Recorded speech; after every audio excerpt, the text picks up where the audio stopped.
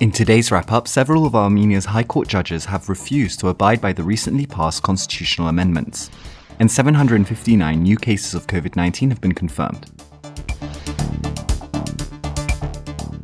After the publications of amendments to the constitution and the confirmation of assent by President Armen Sargsyan, the latest changes to the Armenian constitution are set to go into force today. Last week, Parliament passed the amendments, which would result in the resignation of 3 judges of the Constitutional Court that have served for more than 12 years in total. Furthermore, President of the body, Herair Tovmasyan, would no longer serve as head, but will continue on as a member. However, though enforcement of the amendments was due to come into force today, the 3 judges in question have stated that they will not resign, and Tovmasyan too has stated that he will not leave his post as head of the institution. The 2018 amended constitution disallowed judges from serving for more than 12 years, but this did not apply to judges who took their posts before the change. The 3 judges and Tovmasyan have been claiming that any change to the constitution must be sent to the Constitutional Court for review, but the Pashinyan government refused to do so, citing a clear conflict of interest. The judges in question have also stated that they will take legal action. Justice Minister Rustam Badasyan said that the law these judges are referring to does not take precedence over the constitution, and thus abiding by the new constitutional amendments is not illegal. Opponents of the amendments, such as business tycoon and politician Gagik Tsarukyan's Prosperous Armenia Party and Edmond Marukyan's Bright Armenia Party, have accused the Pashinyan government of trying to take control of the court and fill it with yes men.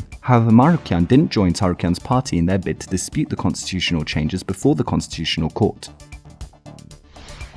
Health authorities in Armenia have confirmed 759 new cases of COVID-19, raising the total number of cases to 23,247. 814 recoveries were also recorded and 13 more deaths, raising the death toll to 410. Moreover, Health Minister Arsen Torosyan has reported that around 75% of patients who have been sent to intensive care units end up recovering, with around 24% passing away. Torosyan remarked that this figure is somewhat significant as other countries, including Western European countries, have a 30 to 40% rate of mortality for COVID-19 patients that end up in ICUs. The BBC has also released a report on the epidemic situation in Armenia, bringing up Tsarukyan's call for the entire government to resign and the sacking of top officials, including an army general, for hosting a wedding party. The report paints a bleak picture of the country's handling of the pandemic. In other news, a team of Italian medics have arrived in Armenia to help with the country's coronavirus response. They will join French, Russian and Lithuanian medics in assisting Armenian health authorities.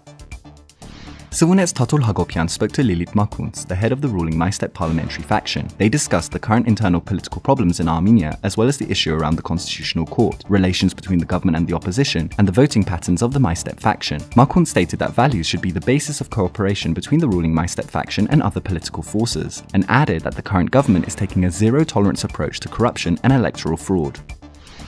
And finally, I recently spoke to Tokyo-born Hiroki Tachiri, who has been living in Armenia for 3 years. He has released 2 books, one in English and one in Japanese, that are about life in Armenia. From setting up a business to finding an apartment, the books are a guide for foreigners that want to resettle in a foreign country, with the Japanese version being one of the few books on the subject of Armenia available for Japanese audiences. The English version recently I published was for more global targets, global audience. So, I customized some information for more global people, English speakers.